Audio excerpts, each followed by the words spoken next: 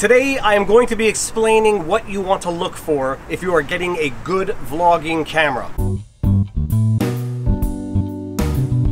I am shooting this video outside on a scorching hot day to illustrate one of the things you want to look for in a camera. And I am shooting this video simultaneously with my GoPro Karma 5 on the left and my Nikon D5600 on the right. I'm not pushing any one brand in particular. You can't go wrong if you go with one of the big five. Nikon, Canon, Sony, Kodak, Pentax. There's a number of other quality cameras you can go with. It's not a brand issue, it's a functionality issue. GoPros are phenomenal. I will always have a use for my GoPro. I love it. I carry it with me all the time. That's one of the things that makes it so great. It's small, you can carry it with you all the time. Take a look at this. This is my GoPro. So small, you sometimes don't even know it's there. The flip side is, this is my Nikon D5600. Much bigger, much more in your face, much more visible, but there is no real comparison between the video and audio quality on a Nikon D5600 versus the GoPro. So what do you want to look for in a good vlogging camera? First things first, make sure it has an external mic jack so that you can plug in an external mic. The reason is that sometimes there will be wind, there'll be ambient noise, and if you don't have the possibility of plugging in an external mic, you're going to lose on quality. No external mic, this is what it sounds like. Listen for the ambient noises. There's a crow in the background. No external mic. External mic. Crow. You can hear the buzzing of the cicadas in the trees. Make sure it has an external mic. Do not get a vlogging camera that does not have an external mic. If you're going to do that, you may as well stick with your GoPro for vlogging. Make sure your camera has a flip screen. It flips out. Go into live mode, start recording. You can see what you're recording on this from the external flip screen. Now it's great that you don't have to look through the eyepiece, but that's not what makes this so great. What is essential is not just to have a flip screen, but to have a flip screen that rotates 180 degrees. The reason for this is that now you can see exactly what the camera is seeing from the lens while you're in front of it. When you don't have a flip screen that rotates 180 degrees, when you are in front of the lens, you don't know if you're in focus, you don't know if you're in frame, but when you have an external flip screen that can flip around, you know perfectly what the camera is looking at.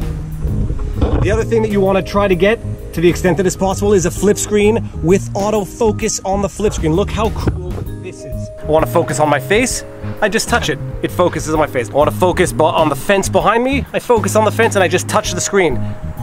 This is so useful in terms of functionality. I didn't know that I couldn't live without it until I had it in my life for the first time. So the essential things so far: an external mic jack, a rotating flip screen that goes 180 degrees. Some of the cameras will have a flip screen that will pop out in front, or it'll pop out behind the camera and tilt up maybe 45 degrees. Good. But essential is at a 180 flip screen so that when you are recording, you can see what the camera sees through the lens while you're in front of the lens. 3, touchscreen LCD screen to the extent that you can get it. It is immensely useful to be able to focus while you're shooting by a simple touch of the screen without having to manually turn the motor. Just makes it 10 times easier. Last thing, if you're gonna go with a good vlogging camera, don't try to save a few bucks by getting one with a fixed lens. Get one with interchangeable lenses.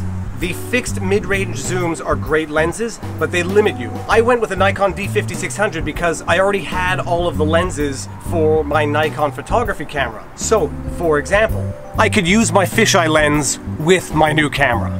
I could use my super wide-angle 14-24mm lens zoom. Who's that handsome devil in the screen? I could even use my macro lens. That is amazing. And you can use a telephoto lens if you want to snoop on people in apartment buildings. So that's it. Like I say, it's not a question of brand, it's a question of functionality. A great photography camera is not necessarily going to be a great vlogging camera. The GoPro is versatile, it's tiny, it's not intimidating when you put it in someone's face. You can hide it in corners of rooms. You can capture things on a GoPro that you would not necessarily be able to capture on a bigger camera like this. You want to use the best quality image you can get to capture the situation without altering the situation. You'll notice sometimes shooting a vlog, shooting people, they get a little more intimidated when you have a big camera in their face than when you have a little GoPro sitting on a table. The problem with the GoPro is it doesn't always pick up the audio. You may have great footage, but if the audio is unusable, you'll want to smash your camera when you get home and start trying to edit it together and realize that you can't use it for material. Specifically with respect to the functionality of this camera, the one sort of glitch or design flaw that I've noticed in the D5600 relates to the LCD screen.